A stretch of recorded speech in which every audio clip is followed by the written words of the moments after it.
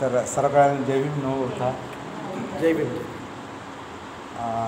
तुम्ही आता मला वाटतं 1 महिना झाला असेल तुम्ही रेग्युलर आहात. नाही 1 महिना नाही झाला ना तुमचा धम्मपदला आम्ही दोघं जण होतो. 8 एक दिवस आपल्याला 20 दिवस आपल्याला आता त्या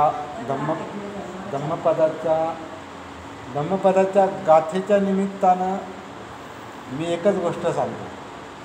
आधार जरी त्या गाथांचा असला तरी मी एकच गोष्ट सांगतो आणि ती म्हणजे जागृती. सती. सती हा शब्द सगळीकडे वापरला जातो, तुम्हाला माहिती आहे. म्हणजे तिकडे त्रिरत्न त्रैलोक्यमध्ये पण आहे, गुरुजींच्या गोयंका गुरुजींच्या याच्यात पण आहे. आनापान सतीपासूनच सुरुवात आहे आणि जवळपास सगळ्याच बौद्ध राष्ट्रांमध्ये तिथूनच सुरुवात आहे, श्वासापासून. कारण ते बुद्धापासून चालत आलेलं आहे. परंतु श्वास कसा पाहिला पाहिजे किंवा अनुभवला पाहिजे याच्यात एक वाक्यता नाही. म्हणजे शेकडो प्रकार आहेत. काही लोक काउंटिंग करतात, काउंटिंगमध्ये पण वेगवेगळे प्रकार आहेत. काही लोक 5पर्यंतच काउंटिंग करतात, काही लोक 10च्या पुढे जातात, लांबपर्यंत जातात. काही लोक जो जिथपर्यंत अंक जातील तिथपर्यंत असं आहे. म्हणजे काउंटिंगमध्ये पण वेगवेगळे प्रकार आहेत. आणि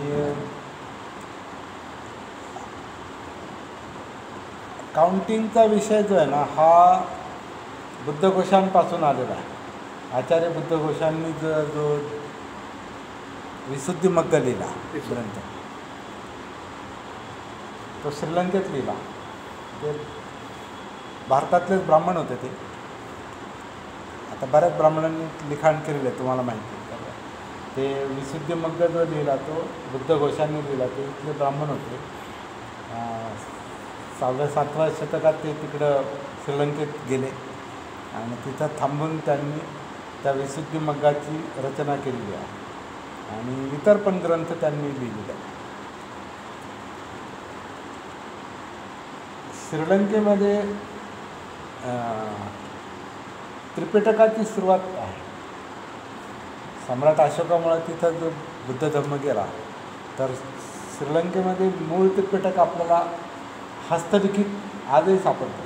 हस्तलिखित म्हणजे पत्र पान जे म्हणतात त्याला ताडपत्र, तर त्याच्यावर ते कोरतात. आता मी 3 वेळा तिकडं गेलो श्रीलंकेला, तेव्हा मी तिथं 3ही वेळाला गेलो. तर तिथले भिक्षू आजही ते सराव करतात, लिहितात. आणि ते विहाराच्या समोर मोठं झाड पण आहे. त्याची पानं अशी मोठ्याली पानं असतात, अशी रुंद पानं. त्याच्यावर ते लिहिण्याचा सराव करत असतात कोरून असं. आणि ते टिकतं. टिकतं. नाही, टिकण्यासाठी त्याला विशिष्ट प्रक्रिया करायला लागते. नाही तर कोळसा आणि असं काही केमिकल काहीतरी असेल ते. आता ते आपल्याला ते तंत्र माहिती नाही. परंतु जे लोक तिथं जातात ना तर त्यांची पण नावं वगैरे ते पानावर असं कोरून देतात.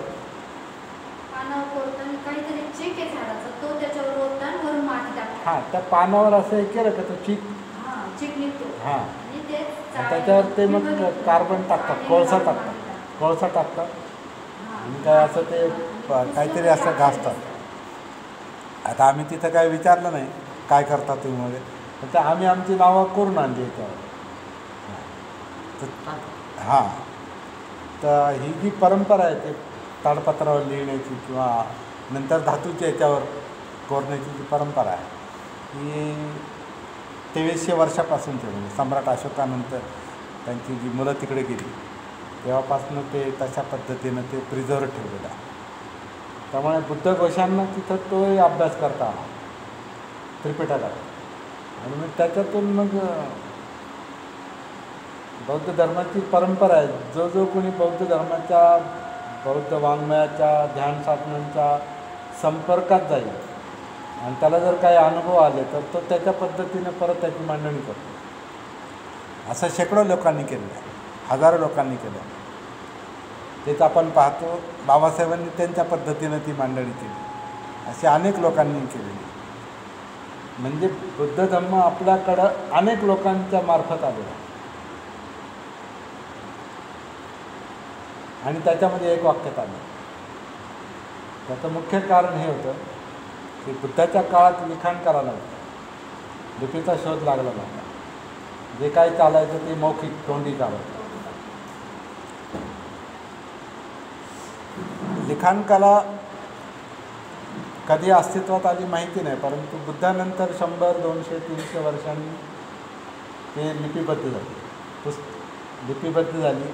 मग ते सुरुवातीला त्या पानावर लिहिली, कारण त्यावेळेला काही प्रिंटिंगची प्रिंटिंग कला नव्हती, छपाई. हां, ताडाची पानावर सुरुवात सोपं, कारण ते जे उपलब्ध साधनं होती त्याच्यावरच नंतर मग आता सम्राट अशोकाच्या काळात ते पिलर्सवर ह्याच्यावर असं नाही का लेण्यांमध्ये ते कोरलेलं आहे. परंतु तिकडे गेल्यानंतर तसं ते झालं नाही. ते नंतर झालं, परंतु जेव्हा महेंद्रानं आणि संघमित्रानं विषयला जेव्हा ते इथं बोधिवृक्ष नेला आणि मग तिथून ती सुरुवात झाली. आणि नंतर मग जेव्हा ही लिखाण कला पुढं आली तेव्हा त्या लोकांनी ताडपत्रावर लिहायला सुरुवात केली. आणि मग ते जे काय ऐकलं माहिती झालं ते त्यांनी लिहून ठेवण्याची प्रथा असे लांब लांब हे आहे असे एवढे. तर ते त्रिपिटक म्हणजे पेटारे बॉक्सेस, तर ते तुम्हाला असं आता एवढं सगळं भरलं आहे समजा आहे असं हे सगळं जुनं बरं का. आणि त्याच्यात परत ते आणखीन घेऊन ते वाढवतात. त्रिपिटक म्हणजे ते बुद्धांना आठवण राहावी म्हणून ते तयार करून टाकत होते. त्यांच्यावर काहीतरी विपत्ती आली होती त्यावेळेस बुद्धांवर. हां, म्हणजे हां, का आम्ही जर गेलो तर मग मागच्यांना बुद्ध कसे करतील त्यासाठी त्यांनी ते पानावर सोडलेले. हां, तर ते बुद्धानंतर 100, 200, 300 वर्षांनी ते सुरुवात झाली. तर तोपर्यंत मौखिक परंपरेने जे चालू झालं तर अनेक भिक्षूंचे ते पाठ होतं त्यावेळेला, कारण पाठांतरावरच सगळं शिकवण पुढं चालली होती. पण जेव्हा लिखाणाची कला आली मग आता जे पाठांतरानं पुढं आलं, मौखिकानं पुढं आलं, ते लोकांनी मग एक एक करून ते लिहायला सुरुवात केली.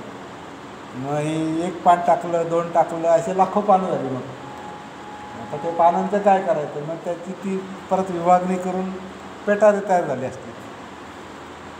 आणि मुख्यतः सुत्त पिटक आणि विनय पिटक दोनच होते. हां, नंतर अभिधम्म. तर अशा पद्धतीने ते पेटारे. आता ते पेटाऱ्यांची आपण कल्पना करू शकत नाही. म्हणजे पेटारे म्हणजे पेटारे असं ते थर अक्षरशः असं समजा की आता हे पिलरपासून त्या पिलरपर्यंत असं हे सगळं भरलं आहे समजा आजच्या ह्याच्यात बरं का. आणि आता ते पानावर असल्यामुळं काही ते खराबही झाले असतील, डिस्ट्रॉय पण झाले असतील, तसं पण आहे असं ते आलेलं आहे. आता त्याच्यातून लोकांनी अभ्यास करून जे काही पुढं पास ऑन केलं काहींनी पुस्तकं छापले, काहींनी अनुवाद केले, असं करून मग ती आता एवढे याचं जगातलं साहित्य जर लक्षात घेतलं की एवढे याच्या 1000 पट असेल. ज्याच्या हातात भेटलं त्याच्या मनाने ते थोडंसं त्याचं पहिल्यांचं असं टाकून त्यांनी वाढत म्हणजे 1000 पट मी अंदाज म्हणतो. कशा अर्थानं सगळं पालीमध्ये नाही राहिलं, नंतर मग वेगवेगळ्या भाषांमध्ये गेलं, त्याचे अनुवाद झाले, इंग्रजीत पण जगभरातल्या याच्यात अनुवाद झाले. नुसतं आपण धम्मपदाचा जरी विषय घेतला ना तर मला वाटतं जगातले काही 1-2 मुस्लिम जगातली जी मुस्लिम राष्ट्र आहेत त्यांनीच फक्त त्याचं जतन करून ठेवलं, कारण ते त्यांना ते शत्रूच होते. म्हणून आता आपण अलीकडे पाहतो तालिबान त्यांनी नष्ट केलं, मूर्त्या केला, कारण त्यांना बुत म्हणजे पुतळा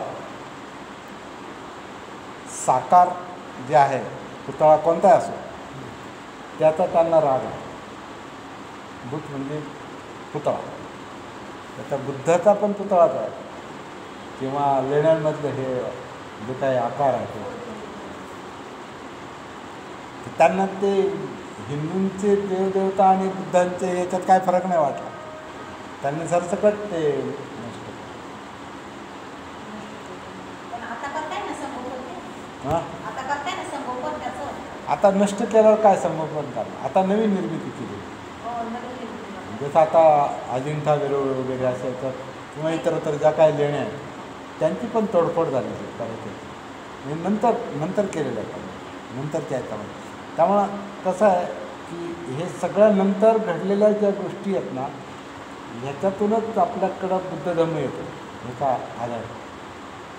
त्याच्यामुळं आणि हे सगळं बुद्धाच्या काळात नाही. बुद्धाच्या काळात साधं सोपं होतं. म्हणजे अक्षरशः ते झोपडीतच राहायचे. तर काय असं नव्हतं. ते स्वतः जरी आता राजपुत्र होते आणि त्यांचे राजे लोक त्यांची व्यवस्था करू शकले असते त्यांनी तसं नाही केलं. त्यांनी जंगलात आता श्रावस्तीमध्ये आजही जंगल आहे तिथे नाही का आजही जंगल आहे. त्या जंगलामध्ये ते छोट्या छोट्या झोपड्या टाकून राहत असतील भिक्षू लोक पावसाळ्याच्या दिवसात. म्हणून ते उदाहरणे तशीच देतात. यथा आगारण स्वच्छन्न उठीन समती उच्चती जे आहे ते उदाहरणं तशीच येतात बरोबर. कारण तसा काळ होता त्या काळाचं ते त्या काळातलं. त्याला काय असं नव्हतं असं काय नव्हतं. तर ते सिम्पल होतं. पण असं वाटतं का ते सिम्पल होतं म्हणून बैलगाडीचं उदाहरण छपराचं उदाहरण वृक्षाचं उदाहरण पर्वताचं उदाहरण बैलाचं उदाहरण घोड्यांचं उदाहरण हत्तीचं उदाहरणं कशी आहेत त्यांच्या काळात जे होतं तेच. किंवा एखादा किल्ला बुरुज त्यातला स्तंभ अशी उदाहरणं आहेत. त्यामुळं स्लॅब आणि सिमेंट कॉन्क्रीट वगैरे असं काही यायचं कारण नव्हतं.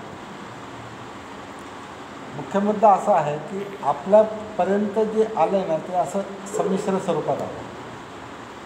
आणि नंतर मग ज्या लोकांनी काही सिरियसली अभ्यास केले प्रॅक्टिस केले काहींनी तत्त्वांचा अभ्यास केला काहींनी ध्यानांचा अभ्यास केला म्हणजे ज्ञानाची साधना केली ध्यानाची साधना केली बहुतेकांनी. आणि ज्ञान म्हटल्यानंतर हे सगळं पेटाळलं आणि ध्यान म्हटल्यानंतर वेगवेगळ्या प्रकारची ध्यान. आता ध्यानं आपल्याला मुख्यतः दोनच माहिती आहेत बऱ्याच लोकांना मैत्री भावना आणि आनापानसती. पण शेकडो प्रकारची ध्यानं आहेत. म्हणजे 6 धातूवरचं ध्यान आहे म्हणजे पृथ्वी आप तेज वायू आकाश विज्ञान 6 धातूवरची ध्यानं आहेत किंवा 12 निदानावरती पण ध्यानं आहेत जे प्रत्यक्ष समुत्पाद म्हणतो. महायानाकडं आपण गेलो तर बोधिसत्वांची ध्यानं आहेत. अवलोकितेश्वर किंवा वज्रपाणी किंवा तारा त्याच्यात एक ग्रीन तारा आहे व्हाईट तारा अशी म्हणजे प्रत्येकाला जसं वाटेल तसं. ते लोक असे ते असं हे करतात ते खरं आहे. ते आता जादूगारही करतात. ते भरते होते. नाही भंते पण आता भंते जादूगार जर करतात आणि भंते करतात बुद्धांनी याला मनाई केलेली. ते कोणतं याच्यात असतं ते आता काही थाई परंपरेत पण करतात ते विश्वास आहे. ते कसं आहे की चमत्कार दाखवायला तर बुद्धांनी मनाई केली. कारण बुद्धांचा विषय कोणता माणसाच्या यातना माणसाचं दुःख टेन्शन प्रेशर मृत्यू आजार वृद्धत्व विरह जसा किस्सा गौतमी आणि मुलाचा विरह कत्तली अंगुलीमालाचा विषय आहे ना मारण्याचा युद्ध जसं आता शाक्य आणि कोली युद्ध आता तो त्यांच्या लहानपणी म्हणजे तरुणपणात घडलेला या परंतु नंतर पण वज्जींचा हे जो आहे तर असे त्यांचे विषय. पण सगळ्याचं मूळ हे काय की माणसाच्या यातना लोकांच्या यातना कमी झाल्या पाहिजे दुःख मुक्ती मिळाली पाहिजे आणि तो शोध त्यांनी त्यांच्या स्वतःच्या अनुभवातून लावलेला आहे. तर तो जो मुख्य विषय आहे ना तो बऱ्याचदा असं वाटतं निसटतो. आपण कधी तशी चर्चा ऐकत नाही कधी. त्या बुद्धांना दुःखमुक्ती मिळाली म्हणजे एक थेरी म्हणून आपण म्हणतो 4 आर्य सत्य सांगतो किंवा आणखीन काय काय सांगतो पण मी माझा प्रश्न सोडू शकतो असं नाही वाटत. म्हणजे आता मी कधी कधी वर्गात असं विचारतो, किती लोकांना वाटतं की दुःखमुक्ती शक्य आहे म्हणून? तुम्हाला प्रश्न विचार, किती लोकांना वाटतं की हां बुद्धाला जे प्राप्त झालं ते आपल्याला प्राप्त होईल? त्याचा विचार करायला पण घाबरतं म्हणून असं कसं आपण त्यांच्याशी तुलना. पण दुःख त्यांना होतं, दुःख आपल्याला पण आहे, दुःख बाबासाहेबांना होतं. मुक्त नसतं ते आपलेच आपण. सगळेजण प्राणी मात्र पण त्यासाठी धडपडतात. ते पण बेळं करतात किंवा काय घरटी करतात नाही का, काही पाण्यात लगेच हे करतात, काही डोंगर उकरून त्याच्यामध्ये समजा हिंस्र प्राणी त्यांच्या गुहा असतात. म्हणजे सगळे प्राणी सुरक्षिततेसाठी हे सगळं करतात. माणूस तसं करत नाही, कारण त्याच्याकडे मेंदू आहे, त्याच्याकडे डोकं आहे. डोकं असल्यामुळे तो प्लॅनिंग करतो, प्लॅन काढतो ना. आता बिल्डिंगचा आधी प्लॅन काढतात है ना, आता इंजिनियर आहे तिथे, ते आधी प्लॅन करतात. का? माणसाकडं डोकं आहे म्हणून त्याच्या सुरक्षिततेच्या कल्पना त्याच्यासारख्या असतात. पण मुख्य गोष्ट काय आहे की प्रत्येकाला दुःखमुक्ती पाहिजे, टेन्शनमुक्ती पाहिजे, भयमुक्ती पाहिजे, आपण म्हणतो शांतता पाहिजे, सुख पाहिजे. हां, आता निब्बाण हा एक तर खास कसा तो पर्टिक्युलर शब्द. हां, खास निब्बाण बुद्धांनी जो शब्द योजला आहे तिथं, तो दुःखमुक्ती म्हणूनच निब्बाण, निर्वाण. आता इकडे तिकडे हालचाल नका करू, थोडा वेळ, फक्त 10 मिनटं मी बोलणार, जास्त वेळ नाही बोलणार. आणि दुसरी गोष्ट, तुम्ही जे काय करता ते रेकॉर्ड होतं, त्याचे आवाज पण रेकॉर्ड होतात. हां, त्यामुळे शांत बसायला, शांत बसणं अवघड असतं, काम करणं सोपं असतं. काम करणं चांगलं आहे, पण जेव्हा शांत बसायचं तेव्हा शांतच बसता आलं, तोच आपला सराव आहे. कारण चित्त चंचल आहे ना, चित्त चंचल आहे, ते एका जागी नाही, ते भांडी उचल, इकडं ठेव, तिकडून तिकडे ठेव, ते कान देऊन ऐकणं जरा कठीण असतं. जे असं ते पण डिस्टर्ब होतं, आपण डिस्टर्ब असतो. आणि हे तर आपल्याला नको आहे. आता तुम्ही नसती भांडी उचलली तर काय फरक नसता पडला, काय फरक पडला असता? तुमच्यामुळे 3 मिनटं त्याच्यात आपल्याला बोलावं लागलं. आता तुम्ही आता शांतपणे आहे, कारण मी मुख्य मुद्दा सांगणार आहे. त्याच्यासाठी आता मी इथं आलोच आहे, तर मला जो मुद्दा सांगायचा तेवढा मी सांगतो. आणि तेवढं सांगून ते संपणार नाही, पण सुरुवात. कारण प्रॅक्टिकल गोष्टी मी तुमच्याशी नाही बोलणार, ऑनलाईन ते बोलता येत नाही. मुख्य मुद्दा असा आहे की आपला प्रश्न कसा सुटेल याच्यासाठी आपल्याला प्रयत्न करावा पाहिजे. बुद्ध धम्म त्याच्यासाठी काय, आपला प्रश्न कसा, आपली चंचलता कमी कशी होईल, आपलं भय कसं कमी होईल, आपली अशांतता कशी कमी होईल, किंवा कॉन्सन्ट्रेशन कसं येईल. कॉन्सन्ट्रेशन कसं येईल म्हणजे डिस्टर्बन्स का आहे असा मुद्दा आहे. माइंड, मन चंचल का आहे, विस्कळीत का आहे. विस्कळीतपणा लक्षात आला तर त्याला कसं स्थिर करायचं, शांत करायचं, ज्याचा परिणाम एकाग्रता. एकाग्रतेसाठी ध्यान करून मन एकाग्र नाही होत, विस्कळीतपणा कमी झाला पाहिजे. म्हणजे प्रॉब्लेम सॉल्व्ह झाला तर त्याचा परिणाम आपोआपच तो चांगला मिळतो. पण तुम्ही परिणामासाठी काम केलं तर प्रॉब्लेम नाही सुटत. जसं आता ध्यान साधनेचा मुख्य उद्देश काय, कॉन्सन्ट्रेशन, एकाग्रता. मग ते टेक्निक कोणतं निर्माण झालं, त्याच्यातून मन एक काहीतरी विषय घ्यायचा आणि त्याच्यावर फोकस करायचा, त्याच्यावर फोकस करायचा. मग तो तुमचा श्वास, बाहेरचा श्वास असेल, नाहीतर मग काही लोक मेणबत्तीकडे पहा म्हणतात, काही मूर्तीकडे पहा म्हणतात, आणि बरेच प्रतिमा तयार केलेल्या असतात. आता सगळे बोधिसत्वांची ध्यानं म्हणजे ती चित्र आहेत, त्या मूर्त्या आहेत, त्याच्याकडे पहा, त्याच्याकडे पाहत राहा. तुम्ही बाहेर पाहता, दुःख इकडं आहे आणि आपण बाहेर पाहतो आणि त्याच्यावर फोकस करतो. आणि थोड्या सरावानं आपण एकच गोष्ट वारंवार केली तर त्याच्यावर माइंड होतं, म्हणजे फोकस होतं, एकाग्र होतं. पण प्रॉब्लेम तिकडं नाही ना, प्रॉब्लेम इकडं आहे.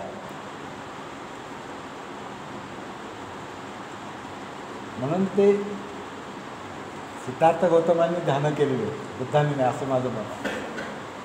बुद्धांनी काय केलं तर ते इकडे वळाले, स्वतःकडे वळाले, आणि आपल्याला तेच करणं आवश्यक आहे. तर आपल्याकडे वळायचं म्हणजे काय, तर तेही सूत्र सांगितलेलं आहे, आनापानसती.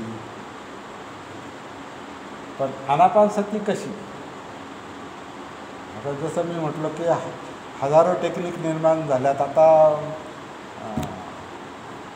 त्यातल्या काही टेक्निक मला करण्याची संधी मिळाली, म्हणजे थाई परंपरेतली किंवा संरक्षितांनी सांगितले ते गोयंका गुरुजींच्या याच्यात. पण मी 3.5 वर्ष मी त्याच्यामध्ये कंटिन्यू प्रॅक्टिस केलेली आहे.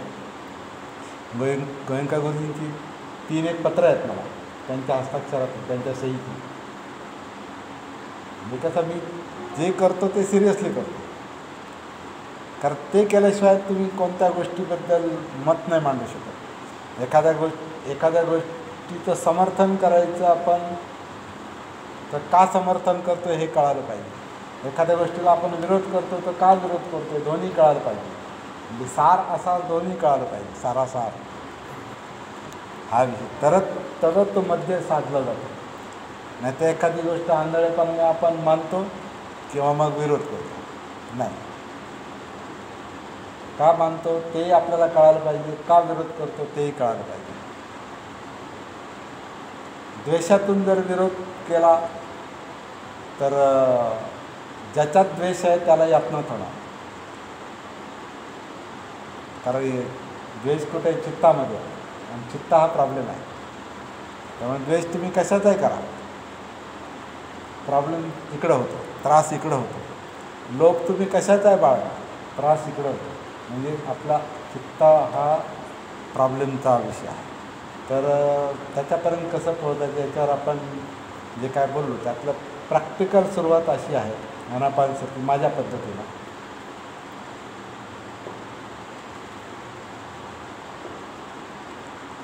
श्वास आपण घेतो सोडतो, बरोबर आहे.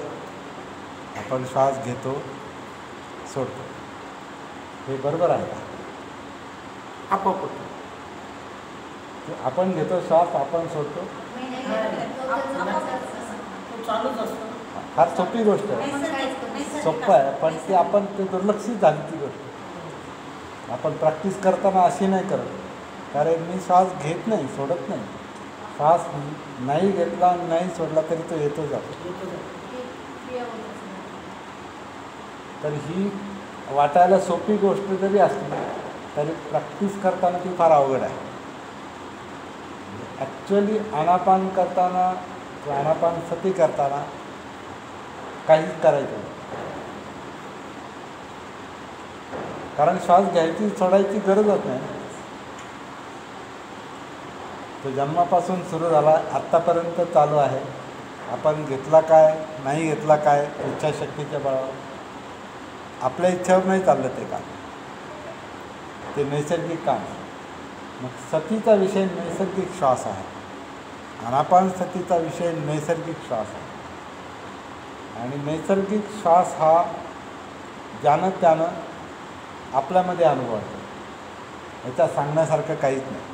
हे असं करा तसं करा, मग ते टेक्निक होतं. ते मग तिथं नैसर्गिक श्वास नाही राहत. आणि असं करा म्हटल्यावर मी सांगेन तसं करणार, तसं नाही. कसा चालला श्वास आपण जागृत राहून फक्त श्वासावर लक्ष फक्त ठेवतो. पहा. येतो, हां, जातो. आपण नाही घेतो. हां, आपण घेत नाही, आपण सोडत नाही. आपण नाही म्हटलं तरी तो येणारच आहे ना. आपण सोडायचं म्हटलं फक्त तर त्यावर जाणारच आहे. केंद्रित व्हायचं. बरोबर. जाणारच. आता पहिला टप्पा असा आहे की हे आपल्या लक्षात आलं, आपोआप येतो आपोआप जातो. आता तो कसा येतो आपोआप आपल्याला आणि ऑक्सिजनची कुठे गरज- येतो? आपल्याला ऑक्सिजनची गरज असते. ऑक्सिजनची गरज असते आपल्याला. कुठं ऑक्सिजन, आपल्याला काय माहिती आहे ऑक्सिजन कशाला म्हणतात? आपण घेतो म्हणजे आपल्याला कशाला त्याच्यावर- तुम्ही ऑक्सिजन कशाला म्हणता? ते श्वास घेतो ते ऑक्सिजन असतं ना. पोकळी त्याच्यात अनेक वायू आहेत. पण आपल्या शरीरासाठी ते गरज आहे ना त्याची. तर आपल्याला नाही माहिती तो ऑक्सिजन आहे. पोकळी आपलं डोकं जास्त हे नाही करायचं. याच्यामध्ये प्रॅक्टिकल आपल्याला साधा सोपा विषय ते साधं सोपेपणात हरवलं आहे. जे सोपं आहे, साधं आहे, जे उपयोगाचं आहे तेच हरवलं आहे. आपण ऑक्सिजन जोडणार, मग कार्बन डायऑक्साईड जोडणार, आणि आपल्याला दोन्ही माहिती नाही. आपल्याला तेच माहिती ना मग. कारण ती आपली भाषा नाही. हो. ही भाषा शास्त्राची आहे, सायन्सची आहे, आणि आपण सायन्स निर्माण केलं नाही. आपल्याला काहीच माहीत नाही ऑक्सिजन काय आहे, कार्बन डायऑक्साईड काय आहे, शुद्ध वायू काय आणि अशुद्ध वायू काय, आपल्याला काहीही माहिती नाही. कशाला म्हणतो आपण शुद्ध वायू? आणि जरी वाचून माहिती असला तरी तो आपला विषय नाही. आपला विषय काय आहे? आपल्याला आपले ताणतणाव कमी करायचे. त्याच्यासाठी काय पाहण्याची गरज आहे तेच पाहिलं पाहिजे. तिथं आपलं डोकं लावलं, मग मी श्वास घेतो, मी सोडतो, तसाच आहे तो विषय. तिथं काहीच गरज नाही, काहीच होत नाही. आणि कोणी सांगतं तसं करण्याची पण गरज नाही. आपलं शरीर, आपली काया आतून आत श्वास घेते. आत्ता बघा तुम्ही, श्वास बाहेरून आत येतच नाही. सरळ बसा.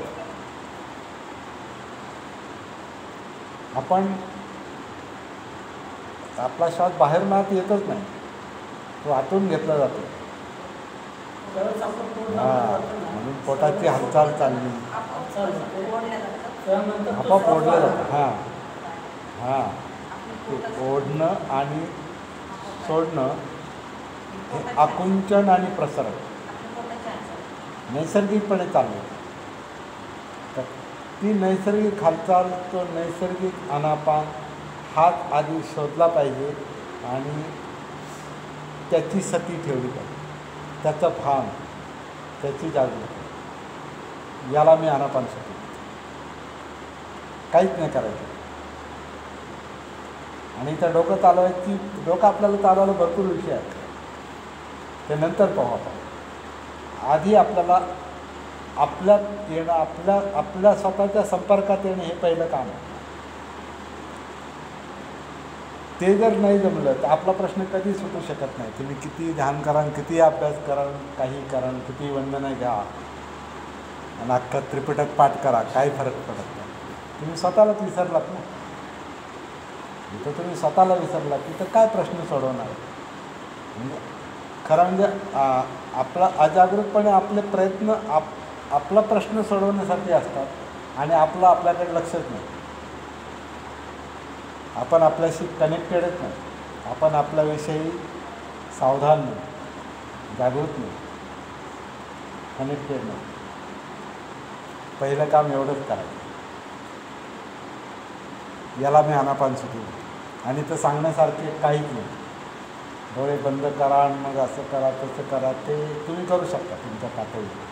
ही बाटली ठेवली, याच्यात पाणी भरलेलं आहे, परंतु याच्यात हवा भरलेली आहे. ती भरायला कोणी टाकायला गेलं नाही त्याच्यात. हां, मोकळी नैसर्गिक झाली का जागा नैसर्गिक जागा झाली का हवा. पाणी माणसाने टाकलं, पण हवा नाही टाकू शकत. तसंच हे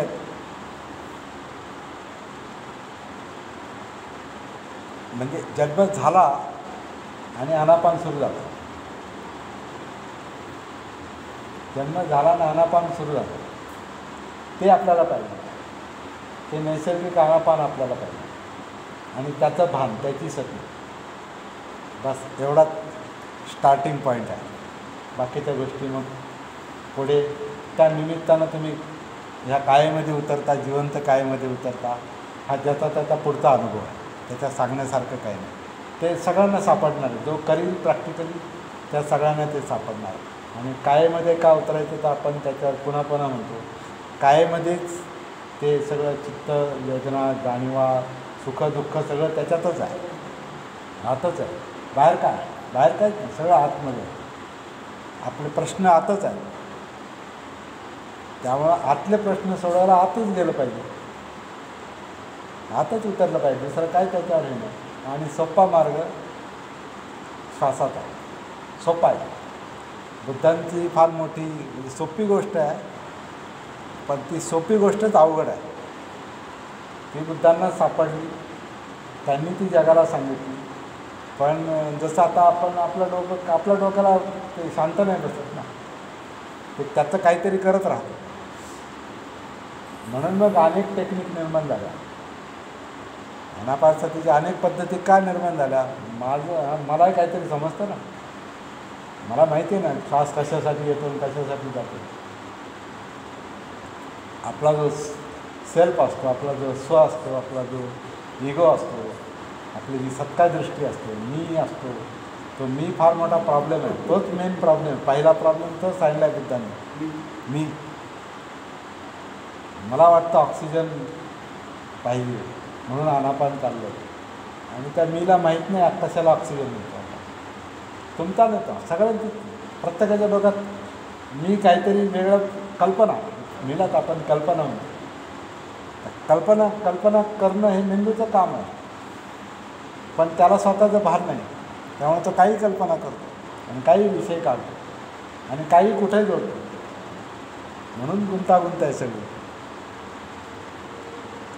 ते गुंतागुंत करणारं चित्त आहे, कारण ते चित्ताला काहीतरी वेगळं पाहिजे असतं, वेगळं सांगायचं असतं, वेगळं बोलायचं असतं, आणि मग ते डोक्याला कामाला लावतं ते चित्त, आणि मग आपण विस्कळीत वागतो आणि त्याचं आपल्यावर टेन्शन येतं, प्रेशर येतं, मग झोप उडते, BP वाढतं, काय शुगर वाढतं, स्पॉन्डिलिसिसचा प्रॉब्लेम होतो. सगळे प्रॉब्लेम त्याच्यातून 90% 99% आजार हे ह्या चुकीच्या विचारसरणीमुळेच होतात, त्या मीमुळेच होतात. ते दुःख आहे. एवढं सोपं आहे, फार सोपं आहे, समजायला फार सोपं आहे, करायला आपल्याला ते बुद्धांचं जे म्हणणं आहे ना, हे एक प्रकारे स्वतःशीच युद्ध आहे. जसं मार आणि बुद्धाचं युद्ध म्हणतो ना आपण. मार कुठं, मार हे आतच आहे, बुद्ध कुठं आहे तेही आतच आहे. म्हणजे कुशल चांगल्या वाईटाचं जे युद्ध चालतं ते आपल्यातही चालू आहे, पण आपल्याशी संपर्कच नाही, त्यामुळे काय चाललं तेच कळत नाही. आपण फक्त परिणाम भोगतो, दुःख भोगतो, यातना भोगतो, टेन्शन, प्रेशर, एकटेपणा, भीती, चिंता, अस्वस्थता, अस्थिरता, झोपमोड, आणि मग त्याचे परिणाम आपल्या आरोग्यावर आणि रिलेशनवर पण. एकमेकांचे जे संबंध आहे ते याच्यामुळं सगळे रिलेशन सगळे आपल्या हातात आहे. तर नव्याने सुरुवात करायला हवी.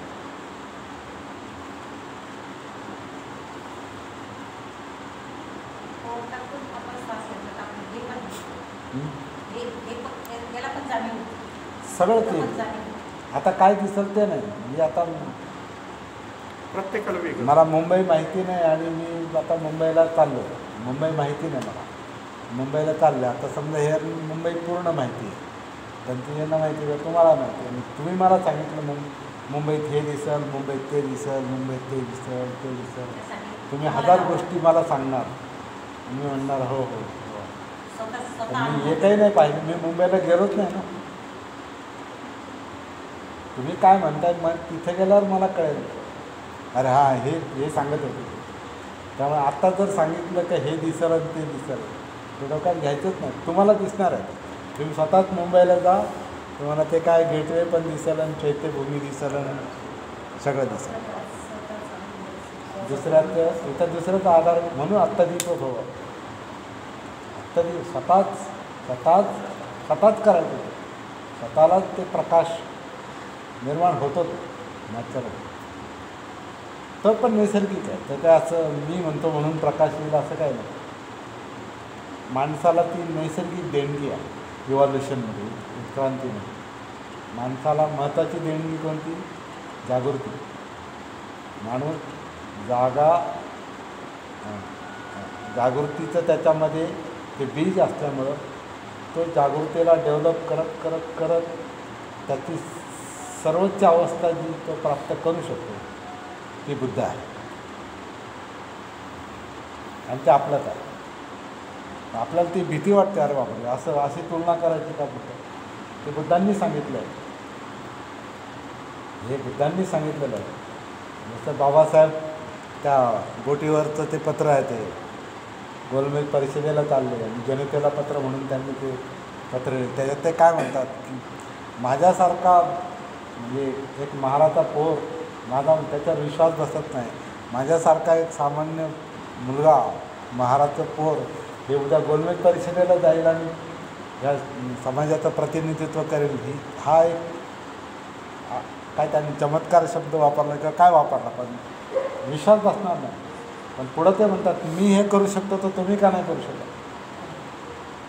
हे त्यांच्याशी तुलना करण्याचा मुद्दा आहे, आत्मविश्वास निर्माण करण्याचा मुद्दा आहे. त्याचं बुद्धांनी पण केलं, मी करू शकतो तर तुम्ही का नाही. म्हणून त्यांच्या हयातीतच अनेक बुद्ध निर्माण झाले, अनेक अर्हत निर्माण झाले. ते फक्त पहिले बुद्ध आहेत, सम्यक संबुद्ध आहेत, पण बाकी अनेक अर्हत बरेच अनेक बुद्ध त्यांच्या हयातीत आणि काही कालखंडातच ते निर्माण झाले. म्हणजे पहिल्या 6 महिन्यात 60 अर्हत निर्माण झाले, संघ स्थापन झाला होता. 6 महिन्यात 60 अर्हत. आपले 60-60 वर्ष चालले प्रॅक्टिस, 50-60 वर्ष प्रॅक्टिस करणारे लोक आहेत. त्यांचा माझा ह्या विषयावर आमचा विषय पण झाला होता. ज्यावेळेस आनापानसती चालू केली आपण, तर म्हटलं आपण 1 तास बसतो म्हणते, त्याच्यातली मोजून आहे ना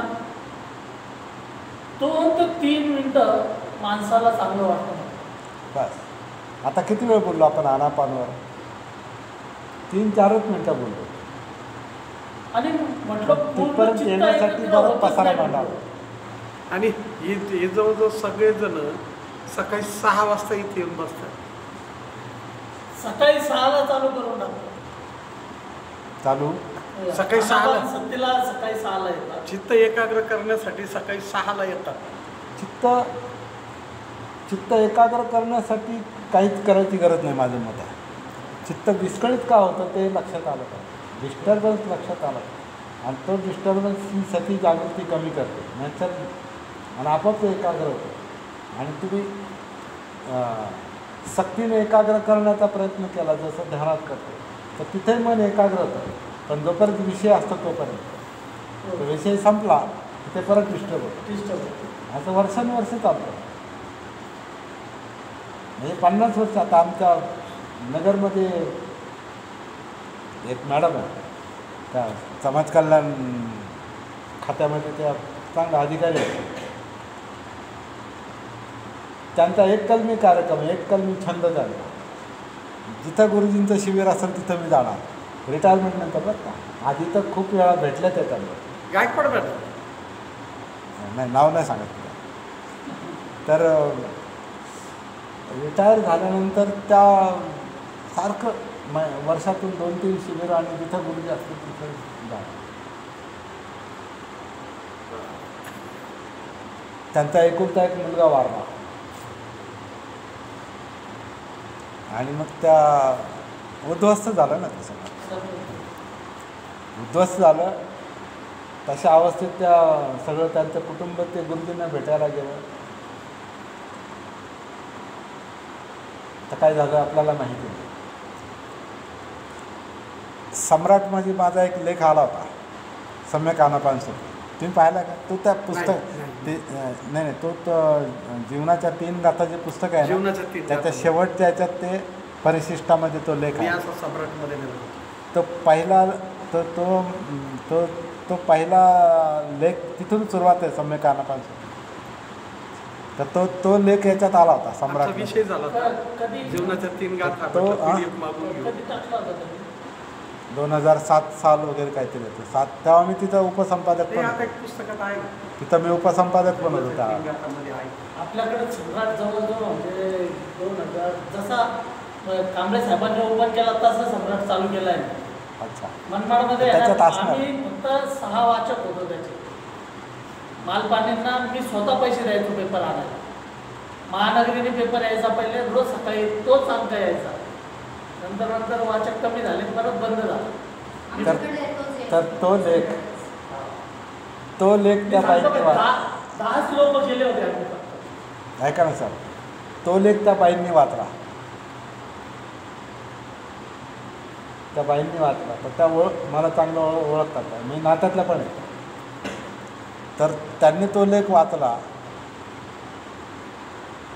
आमची भेट झाल्यावर ते म्हटल्या, मी भेटायलाच आलो. ते म्हणाले तुमचा लेख वाचून मला म्हणजे शॉक बसला म्हणे. मी इतकी वर्ष ते करते ती साधना, प्रत्यक्ष भेटून आले गुरुजींना, आमचं सगळं कुटुंब गेलं, पण मला त्या याच्यातून मला मोकळा नाही होता. ते तुमच्या एका लेखामुळे तोही हा अनात्मता मुद्दा होता. म्हणजे श्वास आपण घेत नाही, आपण सोडत नाही, हा अनात्मता मुद्दा आहे. अनात्मता मुद्दा फार महत्त्वाचा आहे. कारण आपला मीपणा जेवढा कमी होतो ना, तेवढा आपल्या मनावरचं प्रेशर कमी होतं. मी हा भ्रम आहे, काहीच नाही. मी कशाला म्हणतो आपल्याला माहीत नाही, मी कशाला म्हणतो. आपण ते संस्कार उपादान त्याच्यातून निर्माण झालेली ती एक विकृतीच आहे. आणि मीचे सगळे प्रॉब्लेम आहेत, मीमुळेच सगळे संघर्ष आहेत, मीमुळेच युद्ध आहे. मी म्हणजे आपण पण आलो त्याच्यात. म्हणजे समाज, जातीत युद्ध का चालतात, तर ते जात हा मी आहे ना. म्हणजे मी एक जात आहे आणि आपली एक जात आहे, आणि मग आपण वेगळे आहोत आणि मग इतर वेगळे आहोत. तर ती मानसिकताच अशी झालेली असते तर ते आपोआपच माणूस संघर्षच करतो. आणि त्याचेच पडसाद आपल्या कुटुंबात पण पडतात. तर त्या मॅडमने तो लेख वाचल्यानंतर त्यांच्या डोक्यात प्रकाश पडला आणि मग त्या सारख्याच ते यायच्या. परंतु जे आधी 30-40 वर्ष आधी जे केलेलं आहे ते कुठे जाणार नाही. त्याचा प्रभाव जास्त होता. परत सोडून दिल्यानंतर आता त्यांची मुलगी म्हणते, मी आईला कितीतरी वेळा सांगितलं की आता बंद कर. म्हणजे अवस्था अशी वेळासारखी झाली. कारण तीच गोष्ट धरून ठेवली तसंच. तर आपल्याला याच्यात काय करायचं म्हणजे टीका नाही, हा टीकेचा मुद्दा नाही. आपल्याला कशाची गरज आहे, सार कशात आहे, योग्य गोष्ट कोणती हे आपल्याला ओळखता आलं पाहिजे. सांगणारे प्रामाणिकपणे सांगतात ते बरोबर आहे त्यांचं, परंतु त्यांनी योग्य अयोग्यता त्यांनी तपासून पाहिली नाही असं त्याचा अर्थ आहे. किंवा लक्षात आलं असेल पण आता इतकं सगळं रेकॉर्ड केलं, इतक्या हजारो लोकांना सांगितलं, आता त्याचं काय करायचं, परत मागं फिरता येत नाही. जी गोष्ट आधी सांगितली, जे रेकॉर्डिंग केलेलं आहे, लाखो करोडो लोकांपर्यंत जगभरात पोहोचले, आता परत मी शब्द फिरवणार, त्यामुळे लोकांचं काय होईल, माझ्याबद्दल काय मत होईल. तो मी परत म्हणतो नाही, आता ते झालं ते झालं.